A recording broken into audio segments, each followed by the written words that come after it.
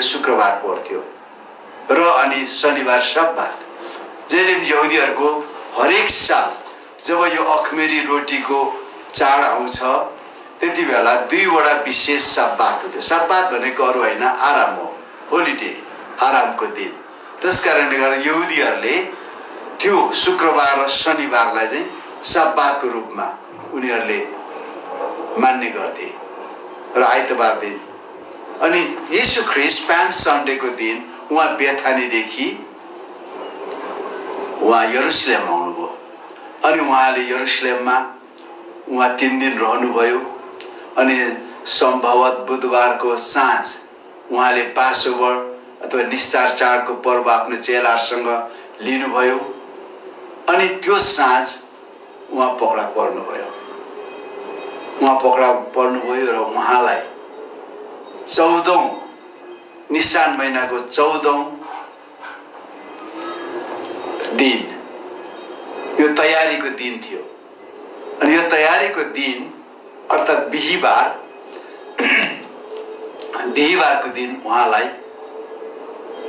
त्यो रातै उहाँलाई पक्रेर प्रधान पुजारीकोमा लगिए, उहाँलाई जाँचिए। त्यहाँदेखि उहाँलाई रोमी बडा हाकिम पिलातसमा लगियो। अनि त्यहाँ उहाँलाई जाँचियो। पिलातसले पनि उहाँलाई केही दोषी भेटाउनु भएन र तर यहुदीहरूले, रब्बीहरूले, गुरुहरूले, पुजारीहरूले उनलाई मृत्युदण्ड दिनुपर्छ भनेको कारण उनलाई क्रुसमा टाँगियो। अनि यो 3 बजेको दिन 3 बजे उहाँ क्रुसमा टाँगिनु भयो। अनि 3 बज्दाखेरि अझ त्यो बिहीबारै थियो, किनभने यहुदीहरूको क्यालेन्डर पात्रो चाहिँ चन्द्रमाको मुभमेन्टबाट सुरु हुन्छ, अनुसार हुन्छ, जस्तै रोमीहरूको चाहिँ घामको। त्यसै कारणले गर्दा यहुदीहरूको चाहिँ जब घाम डुब्छ अनि अर्को दिन सुरु हुन्छ। तर हाम्रो अथवा रोमीहरूको चाहिँ जब बिहान हुन्छ अनि हाम्रो दिन सुरु हुन्छ। त्यसकारणले गर्दाखेरि यहुदीहरूको कुनै पनि फेस्टिभलको दिनहरू फरक पर्दैन। तर हामी सोलर सिस्टम मान्ने भएको कारणले हाम्रो पश्चिमी देशमा इस्टरका दिनहरूको विभिन्न चेन्ज भइरहेको छ। तर रोमीहरूको त्यो हुँदैन। निसान महिनाको 10औं दिन भनेपछि थुमा छान्ने भनेपछि 10औं दिनै हुन्छ। त्यो 11औं 12औं गएर सरेर जाँदैन। त्यसरी नै येशू ख्रीष्ट 14औं दिन उहाँ 3 बजे क्रुसमा टाँगिनु भयो। अनि उहाँलाई त्यो दोस्रो चाहिँ सब्बातको दिन हुने भएको कारणले त्यो सब्बातको दिन कोही पनि माथि क्रुसमा रहनु हुँदैन भनेर उनलाई घाम डुब्नुभन्दा अगाडि नै उनलाई चाहिँ क्रुसबाट झारियो अनि उहाँलाई च्यानमा राखियो। अनि यहुदीहरूको दिन साँझ 6 बजेदेखि सुरु हुने भएको कारण अथवा घाम अस्ताएपछि सुरु हुने भएको कारण उहाँ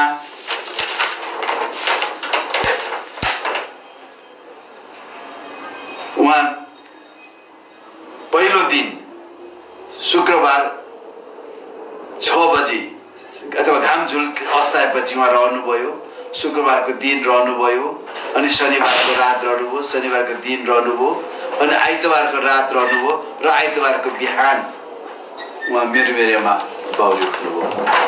यसरी येशू ख्रीष्ट बिहीबारको दिन क्रुसमा टाँगिनु हुँदा र शुक्रबार उहाँ गाडिनु हुँदाखेरि पुरा 3 दिन 3 रात उहाँ क्रुसमा ज्यानमा रहनुभयो। अनि यसकारणले आज हामीले कसरी यो शुक्रबार हामी मान्दैछौँ। 325 एडीमा जब कन्स्टेन्टाइनले क्रिस्चियन धर्मलाई अथवा क्रिस्चियनिटीलाई यो मार्गलाई राष्ट्रिय धर्मको रूपमा, किन त्योभन्दा अगाडि कसैले क्रिस्चियन धर्म भन्दैनथे त्योभन्दा अगाडि। तर जब यसलाई कन्स्टेन्टाइन सम्राटले यो चाहिँ हाम्रो राष्ट्रिय धर्म हुनुपर्छ भनेर जब त्यो स्वीकार गर्यो अनि क्रिस्चियन अथवा त्योभन्दा अगाडि त विश्वास भनिन्थ्यो, यो मार्ग भनिन्थ्यो, पथ भनिन्थ्यो, क्रिस्चियनिटी भनिन्थ्यो। तर त्यहाँदेखि यता धर्मको रूपमा स्वीकार गरियो। त्यहाँनिर क्रिस्चियन बाहेक विभिन्न प्रभावशाली नेताहरू थिए, पुजारीहरू थिए। जब उनीहरू सबै क्रिस्चियनिटीमा आए अनि यो चाडको रूपमा भएर आयो। यसकारणले म विश्वास गर्छु येशू ख्रीष्ट बिहीबारको दिन 3 बजी उहाँ क्रुसमा टाँगिनु भयो र उहाँ त्यही बेलुकी उहाँ च्यानमा राखिनु भयो र शुक्रबार, शनिबार र आइतबार उहाँ च्यानमा रहनुभयो। आइतबार बिहानै उहाँ बौरी उठ्नुभयो। यसले पुरा 72 घण्टा हुन्छ, 3 दिन 3 रात। येशू ख्रीष्टले भन्नुभएको भविष्यवाणी आफै इन्कार गर्नुहुन्न। यो मेरो विश्वास हो। यो कुनै विरोधको विवाद अथवा यो कुनै किसिमको वाद विवादको कुरा होइन। तपाईलाई टेक्स्चुअल अथवा स्क्रिप्चुअल कुरा लाग्छ भने तपाईले यसलाई स्वीकार गर्नुहोस्, लाग्दैन भने के फरक पर्दैन। यसमा तपाईको उद्धार गाँसेको छैन। अनि यसलाई वैज्ञानिक रूपमा पनि प्रमाणित गर्नका लागि द लन्डन के भन्छ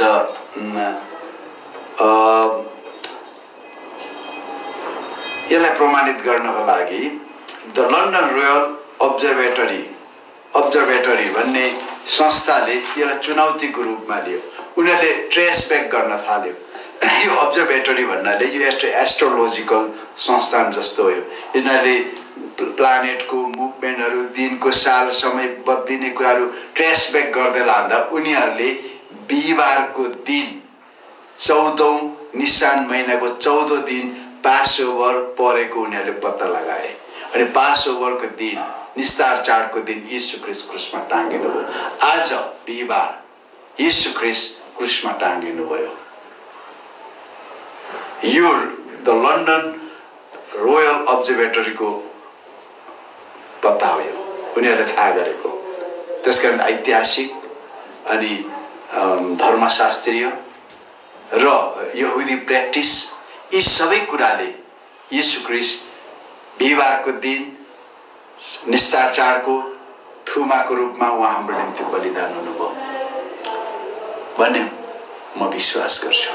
र खैर के बात छैन, तपाईले यसलाई विश्वास गर्नुहोस् नगर्नुहोस्, तर म यो कुरा विश्वास गर्छु किनभने यो बिब्लिकल छ। किनभने येशू ख्रीष्ट यहुदी हुनुहुन्थ्यो र उहाँ र यहुदी भएको कारण उहाँले यहुदी क्यालेन्डर अनुसार उहाँले दिन मान्नुहुन्थ्यो। अनि साथसाथै उहाँ तपाईँ र मेरो निम्ति निस्तार चाडको थुमा भएर आउनुभएको कारण उहाँ यहुदी धर्मशास्त्रले तोकिएको दिनमा उहाँ क्रुसमा चढ्नु पर्थ्यो। त्यसै कारण उहाँ आइतबारको दिन यरुशलेममा एउटा विजय प्रवेश भनेर दिएको छ। येशू ख्रीष्ट 10औं दिन हो। किन 10औं दिन चाहिँ उहाँलाई चुनियो अनि 11, 12, 13 उहाँलाई जाँचियो अनि त्यहाँ 14औं दिन उहाँलाई क्रुसमा टाँगियो। 15, 16, 17 उहाँ च्यानमा रहनुभयो। अनि के बात छैन, यो मेरो तपाईहरुलाई आज मेरो प्रश्न। अर्को कुरा चाहिँ येशू ख्रीष्ट निस्तार चाडको थुमा हुनुहुन्थ्यो। पहिलो पत्रुस 1:20 मा, एफिसी को 1 अध्यायको 4-5 मा र प्रकाशित वाक्यको 13 अध्यायको 8 पदमा येशू ख्रीष्ट क्रुसमा टाँगिनु पर्छ भन्ने कुरा त्यति बेला उहाँ आएर मात्र भएको थिएन। त्यहाँ बाइबलमा लेखेको छ संसारको जग भन्दा पहिले, before the foundation of the world भनेको छ। येशू ख्रीष्ट थुमाको रूपमा क्रुसमा टाँगिनु पर्थ्यो। उहाँ धेरै अगाडि परमेश्वरको ब्लुप्रिन्टमा अनन्ततामा परमेश्वरले योजना गर्नुभएको थियो अनि परमेश्वरले अनन्ततामा उहाँको डिभाइन विजडमले सबै कुरा देख्नु भएको थियो र उहाँ जब समय पुरा भयो उहाँ आउनुभयो। तर उहाँ आउनुभन्दा धर्मशास्त्रीय रूपमा सबै कुराहरू कसरी हुनेछ सबै कुराहरू अगाडि नै भनिँदै लग्यो। येशू ख्रीष्ट आउनुभन्दा अगाडि 2000 वर्ष अगाडि मोसालाई व्यवस्थाद्वारा यो चाहिँ धर्मशास्त्रीय हुनुपर्छ भनेर व्यवस्थामा निस्तार चाडको प्रतिपादित गरियो। त्यो अनुसार येशू क्रुसमा टाँगिनु भयो। तर पछि 2000 वर्ष पछाडि आएर जसरी मैले भने आइतबारको दिन उहाँ 10औं दिन निसान महिनाको 10औं दिन यरुशलेममा प्रवेश गर्नुभयो, त्यो दिन जसरी थुमालाई चुन्नु पर्थ्यो, यूहन्ना बप्तिस्मा दिनेवालाले पनि के गर्छ त? बप्तिस्मा दिँदा यीशु बप्तिस्मा लिन आउँदै गर्नु हुँदाखेरि उहाँले के भन्नुहुन्छ? हेर संसारको पाप उठाइ लैजाने थुमा। निस्तार चाडको बेला त यो इजरायलीहरूको यहुदीहरूको पाप उठाइ लैजाने थुमा मारिनु पर्थ्यो सिम्बोलिकली। तर यहाँ यीशु ख्रीष्ट संसारको पाप उठाइ लैजानको लागि उहाँ थुमाको रूपमा चिनियो। र हिब्रू 10:5 ले भन्छ, अनन्ततामा प्रभु यीशुले पिता परमेश्वरलाई भन्नुभएको थियो, मेरो निम्ति एउटा शरीर बनाइदिनुहोस् जो चाहिँ संसारको पाप बोक्न सक्छ। आज हामीले परमेश्वरलाई हेर्यौं भने धेरै मानिसहरूले भन्छ, प्रभुको दासहरूले स्वर्गमा देखे अनि मैं उज्यालो ज्योति देखेँ, यहाँ देखेँ, परमेश्वरको ठाउँमा देखेँ। तर परमेश्वरले आफूलाई प्रकट गर्नु हुँदाखेरि यीशुको शरीरलाई प्रयोग गर्नुहुन्छ। किन बाइबलमा लेखेको छ, तिमोथीको पुस्तक 3:16 परमेश्वर शरीरमा प्रकट हुनुभयो, वचन देहधारी हुन आयो। वचन देहधारी यीशु ख्रीष्ट हुनुहुन्थ्यो। परमेश्वर वचन हुनुभयो अनि वचन यीशु ख्रीष्ट हुनुहुन्थ्यो। अनि यीशु ख्रीष्टको शरीर पिता परमेश्वर पवित्र आत्माको भौतिक प्रकटीकरण हो, नत्र परमेश्वरलाई देख्ने कोही पनि बाँच्न सक्दैन। यीशु ख्रीष्ट परमेश्वरको स्वरूप हुनुहुन्छ। बाइबलमा थुप्रै लेखेको छ। आज कति मानिसहरूले परमेश्वरलाई ज्योति देखे, यो देखे। फिलिपले भनेको थियो, हामीलाई पिता देखाइदिनुहोस्। प्रभु यीशुले भन्नु, यतिका दिनसम्म तिमी मसँग थियो र तिमीले पितालाई देखेनौ? पिता र म एउटै हुँ, जसले मलाई देख्यो त्यसले पितालाई देख्यो। अब परमेश्वरलाई तपाईँ हेर्न चाहनुहुन्छ, तपाईँले स्वर्गमा यीशुलाई देख्नुहुन्छ, यीशुलाई देख्नुहुन्छ। त्यहाँ त्यो अर्को यीशु देख्नुहुन्न, अर्को परमेश्वर देख्नुहुन्न, यीशु देख्नुहुन्छ। किन? के भन्छ भने गॉड हेड को पूर्णता ख्रीष्ट यीशुमा बास गर्छ। यसकारण खैर त्यो मेरो विषय हैन। र यूहन्ना 3:14-15 मोसाले पित्तलको सर्प काठमा उजाड स्थानमा उचालेका थिए, त्यसलाई हेर्नेहरू बाँचेका थिए। मानिस पुत्र पनि उचालिनेछ भन्छ। गन्तीको पुस्तक 21:8, 9, 10, 11, 12 हेर्नुभयो भने के पाउनुहुन्छ? उजाड स्थानमा अचानक मानिसहरूले पाप गरे, साँपले आउँदै ठुङ्दै मार्न थाल्यो। अनि यो मोसाकोमा आएर गुहार मागे, हामीलाई साँपले मार्न आँट्यो, हामीलाई उपाय गर्नुहोस् बचाउनको लागि। अनि मोसाले के गरे त? पित्तलको साँप बनायो अनि काठमा त्यो पित्तलको साँपलाई टाँगिदियो र जतिले विश्वाससँग त्यो पित्तलको साँपलाई हेरे तिनीहरू बाँचे। अनि यो ठिक 2000 वर्ष अगाडि निस्तार चाडको थुमा परमेश्वर पुत्र यीशु ख्रीष्ट हामी सारा मानिसहरूको निम्ति पापबाट छुटकाराको निम्ति दिनलाई क्रुसमा टाँगिनु हुनुहुन्छ भन्ने एउटा प्रोफेटिक कुरा थियो यो। अनि 2000 वर्ष पछाडि यीशु ख्रीष्ट क्रुसमा टाँगिनु हो। अनि यीशु आफैले के भन्छ? यूहन्ना 3:13-14-15 जसरी मोसाले पित्तलको सर्प बनाएर उठाएको थियो, त्यसरी नै मानिसको पुत्र पनि उठाइनेछ, उचालिनेछ भन्छ। अनि 12:32 यदि म उचालियो भने म मानिसहरूलाई आफूतिर खिच्नेछु। त्यति बेला यीशु ख्रीष्ट जब मोसाले पित्तल उचाल्दाखेरि यहुदीहरूलाई बचाएको थियो। तर 2000 वर्ष पछाडि सारा मानिसहरूको पाप उठाएर यीशु ख्रीष्ट क्रुसमा टाँगिनु भयो आजको दिन। अनि उहाँ टाँगिनु हुँदा, उचालिनु हुँदा उहाँले के गर्नुहुन्छ? मानिसहरूलाई आफूतिर खिच्नुहुन्छ।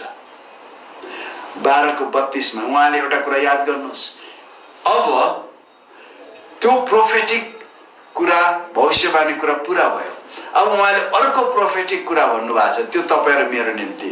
12:32 म उचालिए भने म मानिसहरूलाई आफूतिर खिच्नेछु। अब यीशु ख्रीष्टलाई, मानिसहरूलाई हामीले यीशुतिर खिच्नु भने हामीले काठको क्रुस उचाल्नु पर्दैन। काठको क्रुस देखाउनु पर्दैन। हामीले हाम्रो जीवनमा यीशुलाई उचाल्नु पर्छ। जब हामीले हाम्रो जीवनमा यीशुलाई उचाल्न थाल्छौँ, मानिसहरू यीशुमा खिचिन थाल्छन्, यीशुमा आउन थाल्छन्। यो 2000 वर्षमा यीशु ख्रीष्टलाई मानिसहरूले आफ्नो जीवनमा उचाले। दुःखमा, कष्टमा, इभन मृत्युसम्म उनीहरूले यीशुलाई आफ्नो जीवनमा उठाए। अनि मानिसहरू अचम्म परे, ओहो यो के हो, यो साँचो परमेश्वर हो। मानिसहरू खिचे। अनि अर्को चाहिँ 8:28 युहन्नामा तिमीहरूले मलाई उचाल्यो भने तिमीहरूले म उही हुँ भन्ने थाहा गर्नेछौ। जुन क्रिस्चियनले येशू ख्रीष्टलाई आफ्नो जीवनमा उचाल्दैन, येशू ख्रीष्ट परमेश्वर हुनुहुन्छ भन्ने मिठास उसले आफ्नो जीवनमा पाउँदैन। उसले उद्धार त पाउँछ होला, उद्धार पाउनु एउटा कुरा हो, उद्धार पाएर परमेश्वरबाट आउने उद्धारको फल चाख्नु भन्ने अर्कै कुरा हो। उहाँले भन्नुहुन्छ यदि तिमीहरूले मलाई उठायो भने तिमीहरूले म उही हुँ भनेर थाहा गर्नेछौ, परमेश्वर हुनुहुन्छ थाहा गर्नेछौ।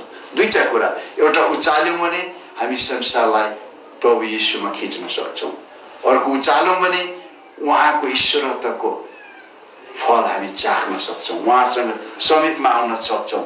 र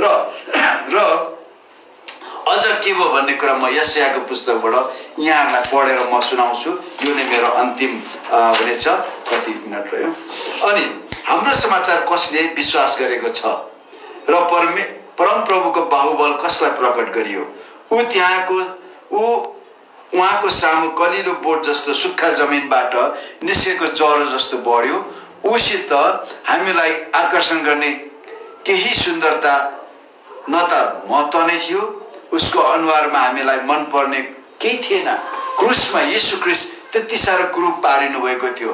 जन 52:13-14 यसो भन्छ, 52 अध्यायको 13-14 पछाडि, हेर मेरो दासले बुद्धिले काम गर्नेछ, ऊ उचालिनेछ, अल्गाइनेछ, ऊ अति उच्च पारिनेछ।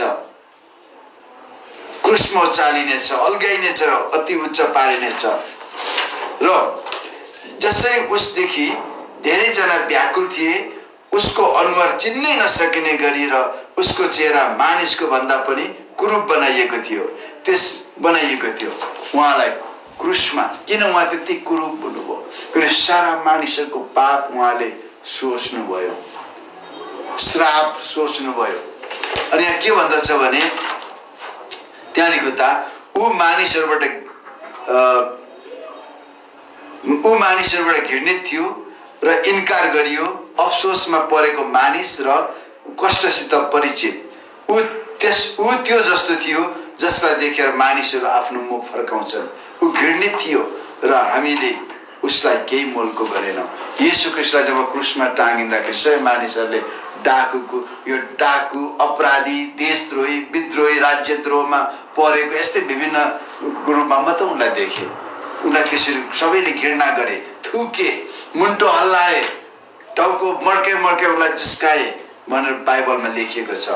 र 4 पदमा निश्चय नै उसले हाम्रो निर्बलताहरू बोक्यो र हाम्रो दुःख भोग्यो, तापनि हामीले उसलाई परमेश्वरबाट हिर्काएको, उहाँबाट पिटिएको र दुःखमा परेको सम्झ्यौँ। तर ऊ त हाम्रो अपराधहरूको निम्ति छेडियो, हाम्रो अधर्मको निम्ति ऊ पेलियो, हामीमा शान्ति ल्याउने दण्ड उसमाथि पर्यो र उसको कोर्राको चोटले हामी निको भयौँ। हामी सबै भेडा चाहिँ बढालिएका छौँ, हामी हरेक आफ्नै बाटोतिर लागेका छौँ र प्रभुले उसलाई हामी सबैको अधर्म हालिदिनु भयो। हामी सबैको अधर्म उहाँमा हालिदिनु भयो। ऊ थिचोमिचोमा पर्यो र उसलाई कष्ट पर्यो, तापनि उसले आफ्नो मुख खोलेन। मारिनलाई लगेको थुमा जस्तै ऊ डोर्याएर लगियो। आफ्नो उन कत्रनेको सामु भेडा मौन भए चाहिँ उसले आफ्नो मुख खोलेन। अत्याचार इन्साफद्वारा ऊ लगियो। उसका सन्तानका बारेमा कसले विचार गर्न सक्छ? किनकि ऊ जीवितको देशबाट अलग गरेर मेरो प्रजाको अपराधको निम्ति उसमाथि कोटाइ पर्यो। उसको ज्यान दुष्टसित बनाइयो र मृत्युमा धनीहरू उसको साथमा थिए। यद्यपि उसको केही उपद्रव गरेको थिएन, न त उसको मुखमा केही छल थियो। यहाँ येशू ख्रीष्ट हाम्रो निम्ति क्रुसमा टाँगियो। उहाँले हाम्रो दुर्बलता, कमजोरी, रोग, बिमार, श्राप, पाप सबै उहाँले बोक्नुभयो। वास्तवमा त्यो ठाउँमा जानुपर्ने तपाईँ र म थियौँ। हाम्रो अपराधको कारण, पापको कारण, श्रापको कारण हामी चाहिँ त्यो क्रुसमा जानु पर्थ्यो। तर परमेश्वरको संसारको जग राखिनुभन्दा पहिले नै उहाँले मानिसको उद्धारको निम्ति गर्नुभएको ईश्वरीय योजना अनुरूप उहाँले त्यो कुराहरू आफूमाथि लिनुभयो। हामीलाई कस्तो लाग्छ भने किन परमेश्वरले आफ्नै पुत्रलाई पठाउनु पर्यो? किनभने जसरी मैले तपाईँहरूसँग अघि निवेदन गरेँ, निसान महिनाको 10औं दिन तिनीहरूले थुमा छान्नु पर्थ्यो। 11, 12, 13 3 दिन लगाएर उनले थुमालाई निष्कोट अनि यो निर्दोष छ, यो निष्कोट छ, कुनै किसिमको दोष छैन भनेर जाँच्नु पर्थ्यो। यति राम्ररी जाँचेर मात्र त्यो थुमालाई बलिदानमा चढाउनु पर्थ्यो। अनि संसारको कुनै पनि मानिसले जीवनमा गल्ती नगरेको हुँदैन, पाप नगरेको हुँदैन, खराब नबोलेको हुँदैन, दृष्टि दोष नबोकेको हुँदैन। मानिस त्यो सारा संसारको मानिसको निम्ति एउटा बलिदानको पशु भएर क्रुसमा टाँगिन सक्दैन। येशू ख्रीष्टलाई धर्मगुरुहरूले जाँचे, उनमा केही पाप पाएनन्, केही अयोग्यता अधर्म पाएनन्, खोट पाएनन्। अनि मानिसहरूले झुट्टा साक्षी थिए, तर त्यो पनि स्वीकार गरिएन। अनि त्यहाँदेखि उनलाई संसारको मानिसहरूले जाँचे। के अरे पिलातसले के भन्यो? म त उसमा केही दोष पाउँदिनँ, ऊ मारिने योग्य छैन। तर उनीहरूले भने परमेश्वरको योजना अनुरूप येशू मानिसहरूको अगाडि योग्य, पवित्र, सक्षम, निष्कोट प्रमाणित भएर उहाँ क्रुसमा टाँगिनु पर्थ्यो।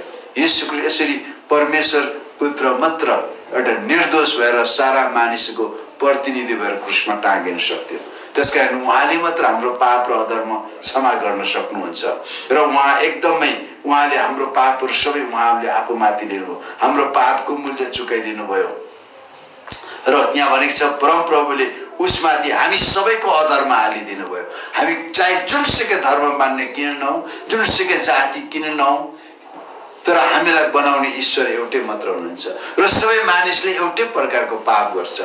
अफ्रिकामा बस्ने मानिसहरूले जुन किसिमले सोच्छन्, अमेरिकीहरूले पनि त्यही सोध्छ। धन सम्पत्ति हेर्दा जुन किसिमको मानसिकता आउँछ हैन, विभिन्न कुराहरू जुन मानसिकताले हेर्छ सबैले त्यसरी हेर्छ, सबैले त्यसरी हेर्छ। किनभने सबैको विवेकमा पापले चोट पुर्याइरहेको हुन्छ। त्यसकारण परमेश्वर सबै उहाँमाथि हालिदिनु भयो र उहाँ थिचोमिचोमा पर्नु, हरेक सबै कुराहरू सहनुभयो। र अन्तिममा यहाँ चाहिँ उहाँको ज्यान दुष्टहरूसित बनाइयो, उहाँलाई दुष्टहरूसँग टाँगियो। तर मृत्युमा धनी मानिस उहाँको साथमा थिए। र यो बाइबलमा चाहिँ तपाईँ मैले यूहन्नाको सुसमाचार 19 अध्यायको 38-24देखि 42मा हेऱ्यौँ भने आर्मथियाको यीशु, निकोदेमस, यिनीहरू धनी धनी थिए। यिनीहरू सेनहेड्रिनको अथवा यहुदीहरूको ग्रान्ड काउन्सिलको, धार्मिक काउन्सिलको चाहिँ यिनीहरू सदस्यहरू थिए। यिनीहरू धनी धनी थिए। अनि आर्मथियाको युसुफको च्यानमा येशू ख्रीष्टलाई राख्यो, जसले आफ्नो निम्ति बनाएको थियो। तर उसको च्यानमा यीशु सुतिदिनु भयो। एउटा यो साङ्केतिक प्रोफेटिक छ यो, किनभने तपाईँ र म जानुपर्ने च्यानमा येशू ख्रीष्ट गइदिनु भयो। अनि अन्तमा तपाईँहरूसँग म के पढेर सुनाइदिन्छु। तापनि उसलाई चकनाचुर र कष्टमा पार्न परमप्रभुको इच्छा थियो र परमप्रभुले उसको प्राणलाई दोष बलि जे बनाउनु भए तापनि उसले आफ्नो छोराछोरीलाई देख्नेछ र आफ्नो दिन बढाउनेछ। परमप्रभुको इच्छा उहाँको हातमा उन्नत हुनेछ। उसको प्राणको वेदनापछि उसले जीवनको ज्योति देख्नेछ र सन्तुष्ट हुनेछ र आफ्नो ज्ञानद्वारा धर्मीदासले धेरैलाई धर्मी बनाउनेछ र उसले तिनीहरूको अधर्म बोक्नेछ। यसै कारण महानहरूसँगै उसलाई पनि म एक भाग दिनेछु र उसले लुटको माल सामर्थ्यसित बाँड्नेछ। किनभने उसले आफ्नो जीवन मृत्युमा खन्याएर ऊ अपराधीहरू गन्तीमा गनियो।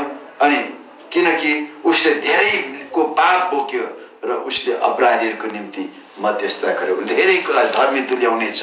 त्यो बाइबलमा 52को 15मा यसरी लेखिएको छ। 52को 15मा त्यसरी नै उसले धेरै जातिहरूमाथि आफ्नो रगत छर्कायो छर्कनेछ। उसको कारण राजाहरू चुप रहनेछन्, किनकि तिनीहरूलाई नभनेको कुरा तिनीहरूले देख्नेछन्, तिनीहरूले नसुनेको कुरा तिनीहरूले बुझ्नेछन्। येशू ख्रीष्टले धेरै जातिलाई धर्मी तुल्याउनुहुन्छ। अनि म अन्तमा उहाँ क्रुसमा टाँगिनु हो, अनि उहाँले क्रुसमा हाम्रो निम्ति के भन्नुभयो? नम्बर 1 मा 2 कृति 5:21 मा पापै नजान्ने उहाँ हाम्रो निम्ति पाप बन्नुभयो र हामीलाई परमेश्वरको धार्मिकता बनाउनु। एउटा डिभाइन एक्सचेन्ज भन्छ नि, उहाँ पाप बन्नुभयो, हामी धर्मी ठहरायौँ। अनि गलाती 3:13-14 मा त्यहाँ लेखिएको छ पापै नजान्नुहुने, हैन? अथवा त्यहाँ लेखिएको छ व्यवस्था अनुसार रुखमा टाँगिने हरेक श्रापित हुनेछ। येशू ख्रीष्ट हाम्रो निम्ति श्राप बन्नुभयो र हामीलाई पाप श्रापको पूरा मूल्य चुकाएर स्वतन्त्र गर्नुभयो र हामीलाई अब्राहमको आशिष हामी अन्य जातिहरूलाई दिनुभयो।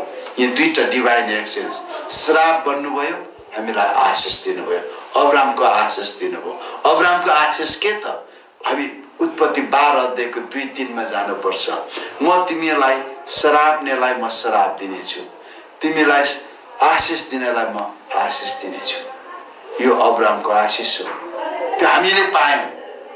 हामीले चाहँदैनौँ कि आज मानिसहरूले हामीलाई श्रापेर श्रापित होस्, त्यसको हामी उनीहरूलाई हामी क्षमा दिन्छौँ, किनभने उनीहरूले त्यो श्राप अब्राहमको आशिषबाट आएको त्यो चाहिँ उनीहरूमा नकारात्मक रूपमा नजाओस्, होइन? हामी आशिष दिन्छौँ। उहाँले हामीलाई श्रापबाट छुटकारा दिनुभयो अनि अब्राहमको आशिष दिनुभयो। र पहिलो पत्रुस 1:18-19 मा, होइन, उहाँले हामीलाई हाम्रो छुटकारा संसारमा बहुमूल्य सुन चाँदी पिता पुर्खादेखि चलिआएको व्यर्थको रीतिथितिबाट भएन, तर थुमाको जस्तो निष्कोट निष्कलङ्क निर्दोष रगतले हामीलाई पूरा मूल्य चुकाएर हामी किन्यौँ। हामी परमेश्वरको राज्यमा किन्यौँ, विनाशील कुराबाट छुटकारा पायौँ। हामी उहाँको कोराको चोटले निको भयौँ, पहिलो पत्र 2:24 मा। अनि यो चङ्गाई केवल शारीरिक चङ्गाई मात्रै थिएन, आत्मिक चङ्गाई। हामी पापको दास भएको थियौँ अनि पापको कारण हरेक रोग बिमारहरू हामीलाई सहजै हमला गरिरहन्थ्यो। अनि दोस्रो, मानसिक बिमारबाट आज येशू ख्रीष्टलाई विश्वास गर्ने मान्छेहरूले पूर्ण रूपमा आफ्नो जीवन उहाँमा समर्पित गर्यो। मानसिक समस्या तपाईले मैले हाम्रो विरोधीहरूलाई क्षमा दिएबाट सुरु हुन्छ। चङ्गाईको काम आज म फेसबुकमा देख्छु, फलनाहरूले मलाई यस्तो गर्यो